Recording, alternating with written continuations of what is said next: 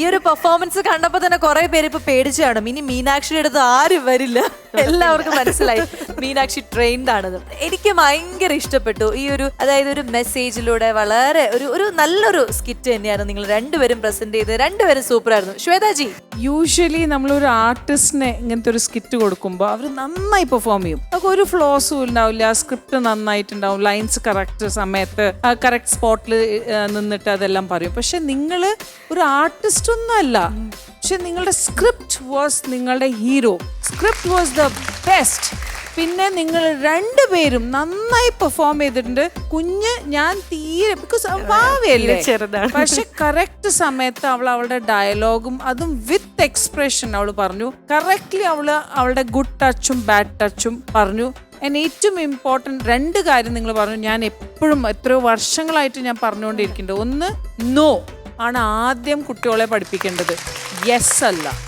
No ആദ്യം പഠിപ്പിക്കുക. പിന്നെ അടുത്തത് സെൽഫ് ഡിഫെൻസിന്റെ ക്ലാസ് എന്തായാലും മസ്റ്റ് ആയിട്ട് നമ്മളുടെ എഡ്യൂക്കേഷൻ സിസ്റ്റം ഇൻട്രൊഡ്യൂസ് ചെയ്തേ പറ്റൂ. അത് ഭയങ്കര ഇമ്പോർട്ടൻ്റ് ആണ്. ബിക്കോസ് നമുക്ക് ഈ 2 കാര്യങ്ങൾ, സ്പെഷ്യലി ഈ ഒരു ഷോ സൂപ്പർ അമ്മ അതിന്റെ നമ്മൾ മക്കളെല്ലാം നമ്മുടെ സൂപ്പർ കുഞ്ഞുങ്ങളാണ് ഇവരെല്ലാരും. ഇവരെല്ലാവർക്കും നമുക്ക് കൊടുക്കാൻ പറ്റുന്ന ഈ 2 കാര്യമാണ്. നോ പറയുന്ന സ്ഥലത്ത് നോ പറയണം, സെൽഫ് ഡിഫെൻസ് എന്തായാലും ഉണ്ടാവണം. പിന്നെ എന്തായാലും സൂപ്പർ ഹീറോസ് അടുത്തുണ്ടാവും, ഏഞ്ചൽസ് ഉണ്ടാവും, എല്ലാവരും ഉണ്ടാവും. പക്ഷെ എല്ലാരും വിശ്വസിക്കരുത്. അമ്മയും അച്ഛനുമാണ് നിങ്ങളുടെ ആദ്യത്തെ best best best friends. So very good. നല്ല, എനിക്ക് തോന്നുന്നു ഇത്ര ക്ലീൻ ആൻഡ് ക്ലിയർ ആയ ഒരു message I have never seen it. So beautifully done. Very good. കാരണം എന്റെയൊക്കെ കൊച്ചിലെ ഞാനൊക്കെ അനുഭവിച്ചിട്ടുണ്ട്. അനുഭവം അതുകൊണ്ടാണ് ഞാനിത് എടുത്തത്. അപ്പം എൻ്റെ കുഞ്ഞിലെ ഒക്കെ എൻ്റെ തൊട്ടടുത്ത വീട്ടിലെ നൈബറും പിന്നെ ഞങ്ങളുടെ റിലേറ്റീവ് ഒരു ആളും ഇവരൊക്കെ ഇപ്പോൾ സുഖമായിട്ട് എവിടെയൊക്കെയോ താമസിക്കുവാണ്.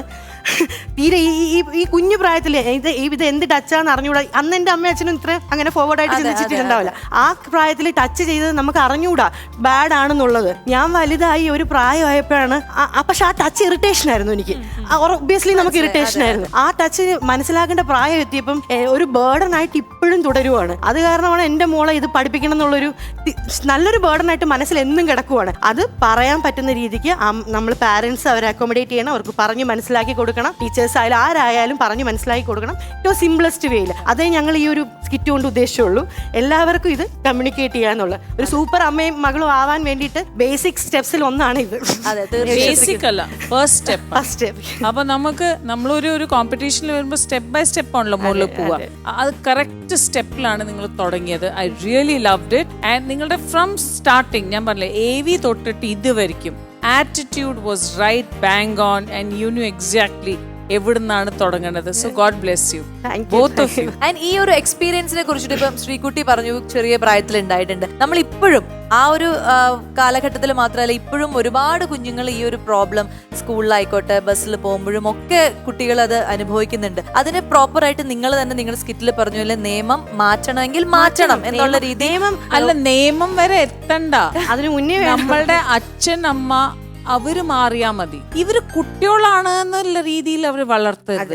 ഇവരൊരു ഇൻഡിവിജ്വൽ ആണ്, ഒരു വ്യക്തിയാണ്. ആ രീതിയിൽ വളർത്തിയാൽ ഒരു കുഴപ്പമുണ്ടാവില്ല. അവർക്ക് വേറെ ആരും വേണ്ട. അവർക്ക് ഇത്രയും നല്ല ഫ്രണ്ട്സ് വേറെ ആര് കിട്ടും? അപ്പൊ അതാണ്, parents are the best friends.